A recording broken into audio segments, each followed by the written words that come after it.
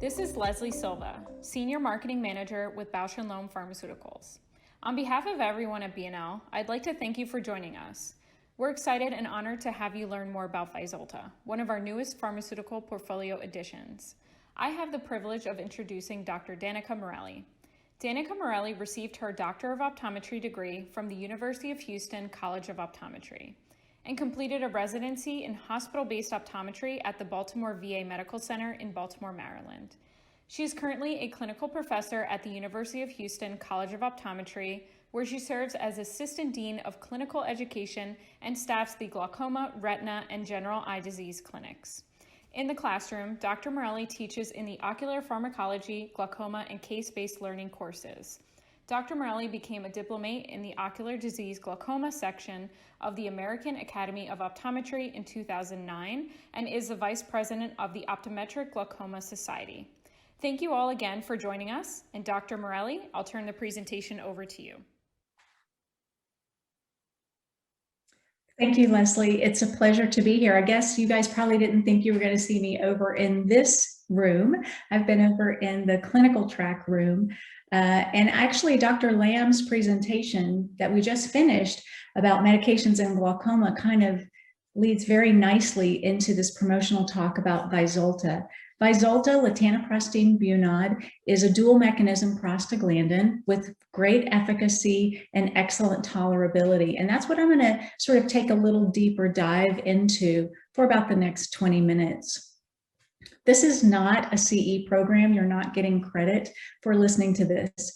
This is a promotional talk. I'm being paid to speak on behalf of Bausch Lomb. And this program, the slides were developed by Bausch Lomb. They're not my slides.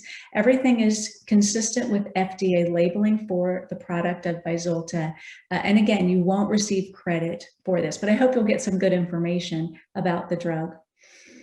So Vyzulta is a novel drug. It is a prostaglandin, but it is a dual mechanism prostaglandin that targets both the trabecular outflow pathway and the uveoscleral outflow pathway to decrease IOP in patients with open-angle glaucoma and ocular hypertension. And that's a really important thing to think about. How are we lowering IOP? If you think about where we've been in the last 25 years, we really haven't been using drugs that target the trabecular meshwork. And with Vyzulta, we have that mechanism of action.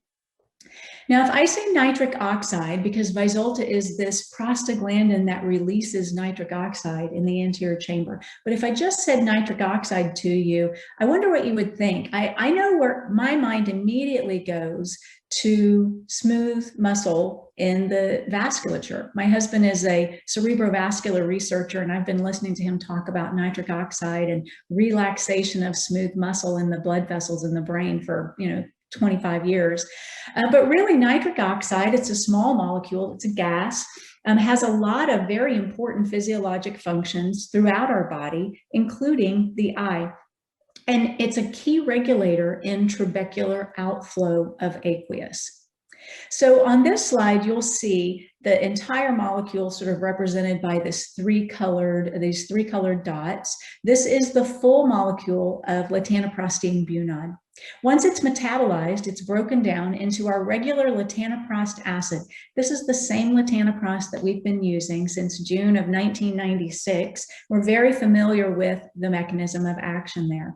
But what's novel about Vyzulta is that once this is cleaved, you have butanediol mononitrate, which then releases nitric oxide into the anterior chamber. So we have latanoprost acid, which targets uveoscleral pathway, and we have nitric oxide, which targets the trabecular pathway. So when you think about, I think my patients ask me all the time, what causes glaucoma? And my typical answer is, well, we really don't know, right?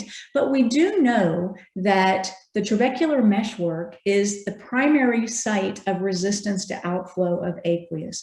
So about 60 to 80% of aqueous leaves through the conventional pathway. That's traveling from the anterior chamber through the trabecular meshwork into Schlemm's canal, out through the collector channels, and then ultimately out the episcleral venous system.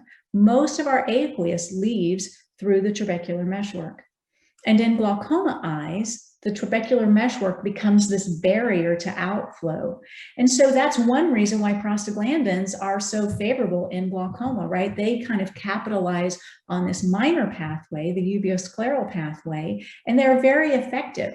But we're kind of leaving that major block, that major resistance to outflow site untouched with a lot of our current therapy.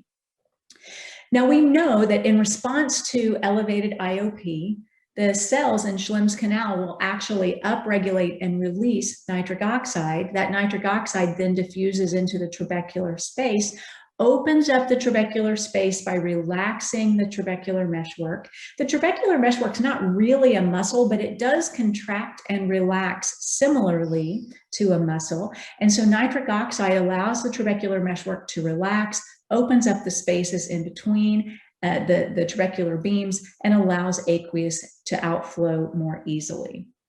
In glaucoma studies, in several studies, glaucoma patients have actually been found to be somewhat deficient of nitric oxide markers in the anterior chamber compared to healthy controls. That's actually what this slide shows. So you can't measure nitric oxide directly, but in measuring nitric oxide markers, things that indicate how much nitric oxide is there, normal patients seen as controls here in this slide compared to open-angle glaucoma patients, it appears that glaucoma patients have about 40% reduction in the amount of nitric oxide. If nitric oxide is helping to relax the TM and allow for aqueous outflow, if we're deficient, then it makes sense that the IOP would go up. This is probably the most technical slide, I guess, that I will show you. And it really is talking about two key things that lead to trabecular meshwork contraction. So when the trabecular meshwork contracts, aqueous is not getting out as easily. And two of those things, important things that lead to trabecular contraction, are Rho kinase activation and calcium signaling, which allows calcium to flow, to enter into the cells. Well, nitric oxide actually decreases both of those things. So it inhibits Rho kinase activity and it decreases calcium signaling, the end result being that there is this relaxation of the TM and increased trabecular outflow of aqueous. And so this slide kind of shows us this dual mechanism. So I know that some people think that Vyzulta is a combination medication. It's not a combo medication. It's a dual action medication. Just like we have mast cell stabilizing antihistamines. It's not two different medications in a bottle. It's one medication that has two different mechanisms of action. That's the same thing with Vyzulta. So we have the latanoprostene acid, which works on that sort of backdoor pathway, the uveoscleral pathway. And that happens because over time, it allows for an increase in the space in between the ciliary muscle fibers, and that allows for increased uveoscleral outflow. That's what the latanoprostene acid does. And then the nitric oxide relaxes the trabecular meshwork, increases the spaces, and allows for increased aqueous outflow through the conventional pathway. So how well does it work? I'm going to talk about three different sets of clinical studies to talk to you both about efficacy and safety and side effects of Vyzulta. So the first two that I'm going to talk about are the Apollo and Lunar trials. Those were the phase 3 pivotal trials that led to Vyzulta being FDA approved. And in those particular trials that were very similar design trials, the latanoprostene bunod had to show non-inferiority to timolol in order to, jump that hurdle and become FDA approved. The second study that I'm going to talk about is a phase 2 study called the Voyager study. And that's one that's pretty interesting because we actually get some comparison data of latanoprostene bunod compared to branded Zalatan. So how much is that nitric oxide releasing portion able to, increase efficacy? And then I'll end the clinical data by talking about the Jupiter study, which is a safety and efficacy study, but it was done in a Japanese population that tends to have lower baseline IOP. So 3 different types of studies, all 3 give us some information here. So I'm going to start with the phase 3 pivotal trials. So, usually these are the big results. And so the FDA requires that new glaucoma medication be compared to timolol. maybe it seems a little silly to you, maybe it seems a little old-fashioned to you, but that's what the FDA requires. And so both the Apollo and the Lunar trials were comparing latanoprostene bunod once a day in the evening to timolol 0.5% twice a day. Each study had about 400 patients in it, and the subjects were randomized 2-to-1 to receive Vyzulta or timolol. Now, both of the studies, Apollo and Lunar, had their primary efficacy data at 3 months, and then both studies carried on for an additional time period looking at safety issues. So the Apollo study, 3-month efficacy, and then extended safety for 9 months. So it's a full 12-month study. And then the Lunar study was 3 months efficacy, followed by an additional 3 months of safety data. So in these studies, in both of these studies, patients were seen at 2 weeks, 6 weeks, and 3 months. And at each one of those study visits, they had intraocular pressure taken at 8 a.m., at 12 noon, and at 4 p.m. And that's where the efficacy data comes from. Now, these studies are shown side by side, Apollo on the left, Lunar on the right. And what you'll see, this is mean IOP as we go up the y-axis. You can see timolol in the gray dots and gray bars versus Vyzulta in the navy blue bars and dots. So in both studies, Apollo and Lunar, Vyzulta was significantly more efficacious in lowering IOP than timolol, and in fact, lowered IOP up to 9.1 millimeters from untreated baseline.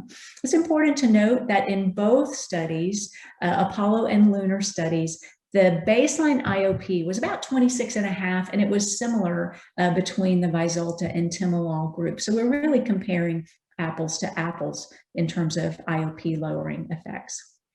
Now, I don't know about you, but I don't always think about how many millimeters my drop is lowering IOP. I kind of think about things in percentages. It's just the way I was trained. And part of that comes from some of our clinical guidelines. So for example, the American Academy of Ophthalmology states that an initial IOP target should be, somewhere in the 20 to 30% reduction from the highest untreated IOP. And so that's a pretty good starting point. Now, some patients are going to need more than that, obviously, if they have more advanced disease, but that's a pretty good starting point. So I often think about efficacy of a drug in terms of percent drop. And so in this, again, this is pooled data from Apollo and Lunar studies. You can see that if you're just looking at what percentage of the Vyzulta patients got at least a 25% reduction, it was 90%. So you've got really good efficacy. You're going to meet that 25% reduction in almost every patient that you prescribe Vyzulta for. If we go to 30% reduction, which is, kind of a little more aggressive, but not an unheard of initial target IOP, almost 80% of Vyzulta patients achieved at least a 30% drop from their highest IOP or from their baseline IOP. And you can see that, a fair portion of subjects actually got 40% or more lowering. In 40% of patients, we saw that. So very efficacious. And you should be able to, reach those initial target pressures with Vyzulta. Of course, anytime a new medication comes out, we always want to know, is it safe? Is it tolerable? What are my patients going to experience? And even though Vyzulta is not really a new medication, it was approved in 2017. I think we had it on the shelves by, mid-year 2018. It's still, making its way into the mainstream, if you will. And so it's important to know this is a relatively new medication. What are my patients going to experience? And the good news for us is that all of the ocular side effects that we're seeing in the Apollo and Lunar studies were things that we're already familiar with our prostaglandins. So conjunctival hyperemia or ocular hyperemia, the most common side effects that we saw, that we're seeing eye irritation, discomfort on instillation also. And one of the things that I think is really important to look at is over here on the right-hand side, less than 1% of subjects in Apollo and Lunar studies taking Vyzulta actually discontinued due to side effects. So it's very well tolerated with a low rate of side effects. We never want to just gloss over important safety information, and I think it's fair to talk about the safety concerns that we have with all of our prostaglandins, including Vyzulta. We certainly know that we can get increase in iris pigmentation that can be permanent, and we can get changes in periorbital pigmentation, which may be partially reversible. We've certainly all seen the changes that happen to eyelashes with prostaglandin use. You can sort of look at somebody and kind of just guess, oh, I bet they're on a prostaglandin. And of course, those changes would be expected to go away when you discontinue the medication. A little more serious, we always want to make sure that we're, being cautious about using prostaglandins in patients who have active inflammation or even a history of uveitis. So, use some caution there. And then the macular edema risk, that's particularly important for those post-cataract surgery patients who may have had, a posterior capsule rupture or had long phaco time, have a lot of inflammation after their surgery, because prostaglandins can pose a risk for pseudophakic CME. These are a little more boilerplate, don't touch the bottle tip to your eye because you could contaminate it and get a bacterial infection. And then certainly contact lenses shouldn't be worn when instilling Vyzulta. So the nice thing about dosing of Vyzulta is it's once a day, typically in the evening. And so patients can wear their contact lenses, take them out in the evening, and then put their Vyzulta in, and it's not a problem. And again, the most common adverse reactions are hyperemia and ocular irritation. The next study I'm going to talk about is Voyager. And phase 2 trials don't usually get a lot of play, but this one actually is important because, when I think about Apollo and Lunar, certainly it showed great efficacy of Vyzulta, but it was comparing it to timolol, which is usually not our go-to first-line drug. In some patients it might be, but usually we're going to be starting with a prostaglandin. And so in the Voyager study, which was actually a dosing study to figure out what the right concentration of latanoprostene bunod was, they compared it to brand name Zalatan. And so the data that we get from this is actually kind of what I want to know, like how good is Vyzulta, this nitric oxide releasing part, compared to just Zalatan. And so this was a shorter study. Primary endpoint was a day 28 IOP drop from baseline. And so when we look at the data from Voyager, we see that Vyzulta achieved a significantly greater IOP lowering compared to branded Zalatan, 34.6% reduction, about a 9 millimeter reduction, which is again what we saw with Apollo and Lunar, compared to 7.8 millimeter reduction with Zalatan. So if you look at those two numbers, 7.8 versus 9 millimeters drop, I think there are patients where I would say 1 millimeter drop is not that big a deal, but I have a lot more patients where I'm kind of fighting for every single millimeter that I can get. And so the Voyager study helps us see about how much we can expect additional lowering for Vyzulta. But more than that kind of 1.2 average additional drop, if you break it up and look at some other numbers, I think it's pretty impressive. So 42% of patients got at least 2 millimeters or more additional IOP lowering.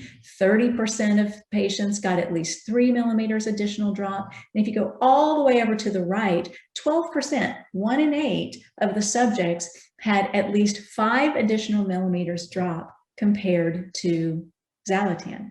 So I know when I prescribe Vyzulta that I am probably going to get some better than I would get with branded Zalatan. And remember, that's branded Zalatan, not even generic. So I'm going to get somewhat better than I would get with Zalatan. And I have a decent shot at getting significantly better, like really clinically significantly better than I would get with Zalatan. With Vyzulta, more patients achieved an IOP of less than or equal to 18 than Zalatan in Voyager. And so that number 18 is not the magic number, but it is an important number because the Advanced Glaucoma Intervention Study showed that patients who had an IOP of less than 18 on every single study visit showed very little visual field progression over the 8 or 9 years that they were followed in that study. So being, at 18 or lower is a significant milestone IOP to achieve. And we had more patients with Vyzulta reaching that mark than with Zalatan. And then the last set of trials that I want to talk to you about is a single trial, is the Jupiter study. And so the Jupiter study was a long-term, 1-year-long, 52-week study, safety and efficacy, that looked at the use of Vyzulta in a Japanese cohort. And we know that normal tension glaucoma is more common in Japanese patients. They tend not to have really elevated IOP. And so what's interesting about this particular patient population is that the average baseline IOP for this group was significantly lower than it was in Apollo and Jupiter. And the majority, Apollo and Lunar, the majority of patients in the Jupiter trial, although some of them had elevated IOP, the majority of subjects actually had an IOP of 21 millimeters or less. And so if we look at the entire population of the Jupiter study, they had a mean baseline of 19.6. So again, much lower than that 26.5 of Apollo and Lunar. And you can see that even though they were starting off with a lower IOP to begin with, they still had a really significant drop down to 14.4. So, 69% of the patients in the Jupiter study had an IOP of less than or equal to 15. When you start with a pressure that's really high, you get that patient who comes in and their pressure is 36. It's pretty easy to lower their pressure, right? But it seems like the lower that starting pressure is, the harder it is to really get significant drops. And so the Jupiter data really shows us that Vyzulta was very effective in these patients with lower starting IOP. Now, if you sort of take the Jupiter study and you tease out the patients who had pressures higher than 21, you only look at the patients who had pressures of 21 or lower. In this case, their mean baseline IOP was 18.3 millimeters of mercury. You still got almost a 25% reduction with Vyzulta, down to 13.8 millimeters at the end of the year. And you can see that it dropped relatively quickly and it was sustained over a year's period of time. And so, to me, that says, hey, this is worth a shot in those patients who maybe have normal tension glaucoma or who just have a lower starting IOP. Vyzulta may be a good choice. Vyzulta is once-a-day dosing, just like our other prostaglandins. So typically we use this at night. It comes in 2.5 ml and 5 ml bottles. The bottles do need to be kept in the refrigerator until they're opened. Once the patient opens the bottle, they can leave it, at room temperature. It doesn't need to stay in the refrigerator. But if they're doing like a mail order or they're picking up a 90-day supply at the pharmacy, they're going to want to keep their unopened bottles in the refrigerator. And then again, they can keep it at room temperature once it's opened.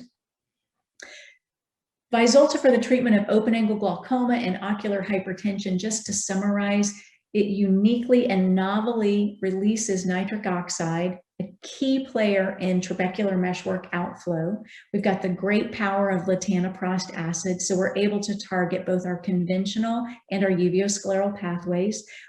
The studies that I showed you prove that there are significant reductions in IOP, both compared to timolol, compared to branded Xalatan, and then also in patients with lower starting intraocular pressure.